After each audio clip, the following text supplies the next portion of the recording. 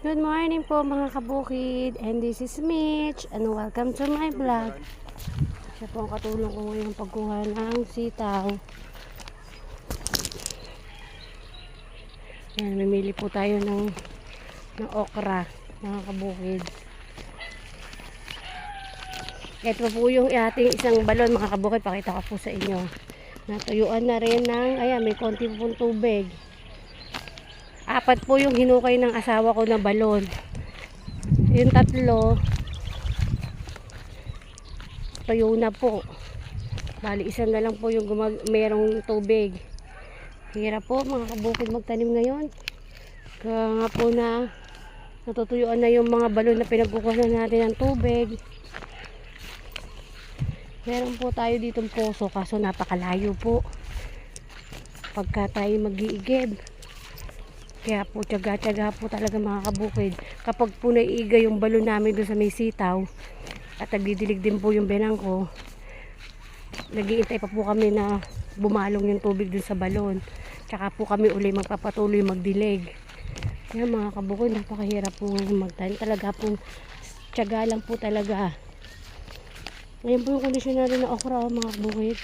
Ang pangit po ngayon kahit po araw-araw mong diligan. Wala, parang kulang pa rin sila sa tubig.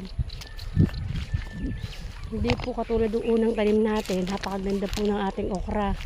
Ang dami-dami po niyang binubunga. Kasi nga po ay sagana sa tubig dahil po nag-uulan noon.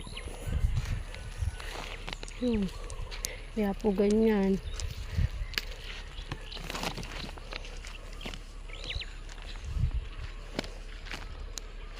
Yan mga kabukid oh. Yan ang nangyari sa ating okra. Kaya po pala magtanim mga kabukid kapag po na walang ulan. Tapos yung balon mo natutuyuan pa. Nakailang hukay ng asawa ko doon mga kabukid. Nakailang hango na ng lupa doon sa balon. Talaga pong wala. Talaga pong tiis-tiis po tayo ngayon sa pagdidilig. Minsan nga po pag nagsasabay-sabay kahit malayo igiba ng tubig doon sa may poso, tinatyaga po yun ng asawa ko mga kabukid para po madiligan yung ating mga pananim. Talaga pong tyaga-tyaga. Kaya po medyo mahina po yung ating pagbunga ng ating mga pananim ngayon kasi nga po kulang na kulang sa tubig. Thank you for watching mga kabukid. Huwag po kayo magsasawang manood sa ating mga video. Thank you. Bye!